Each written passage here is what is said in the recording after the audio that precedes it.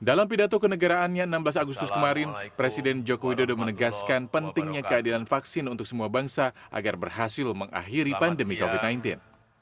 Pemerintah bekerja keras mengerahkan semua sumber daya demi mengamankan pasokan kebutuhan vaksin nasional.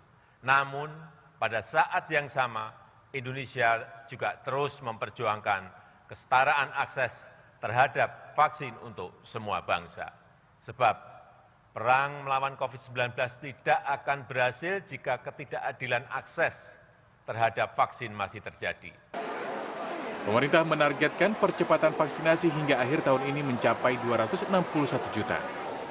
Berdasarkan data Kementerian Kesehatan hingga pekan ini, sebanyak 54 juta atau sekitar 26% populasi Indonesia telah divaksin dosis pertama dan 29 juta atau 14% penduduk telah menerima vaksin dosis kedua.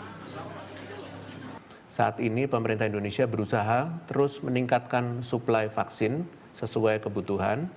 Sampai dengan Desember 2021 mendatang akan ada sebanyak 261 juta dosis dan akan dapat bertambah dengan berbagai perjanjian bilateral dan multilateral lainnya. Pada prinsipnya, pencapaian target vaksinasi dapat terwujud didukung dengan sinkronisasi data pusat dan daerah. Presiden Joko Widodo bahkan meminta suntikan vaksin ditingkatkan menjadi 50 juta dosis dalam 7 pekan. Akhir Agustus nanti diharapkan vaksinasi mencapai 100 juta dosis. Namun lembaga kawal COVID-19 masih melihat ketimpangan akses vaksin bagi ibu hamil, kelompok penyandang disabilitas, dan lansia. Selain itu, dari laporan yang dihimpun, target percepatan masih terhambat oleh syarat domisili. Jadi sebenarnya kalau kita mau percepatan vaksinasi, itu kuncinya adalah menghapus syarat domisili. Dimanapun orang itu berada, ketika memang sudah tanggalnya untuk mendapatkan dosis kedua misalnya ya, itu mereka tinggal bikin appointment di vaskes terdekat dimanapun mereka saat itu berada, untuk mereka bisa mendapatkan dosis kedua.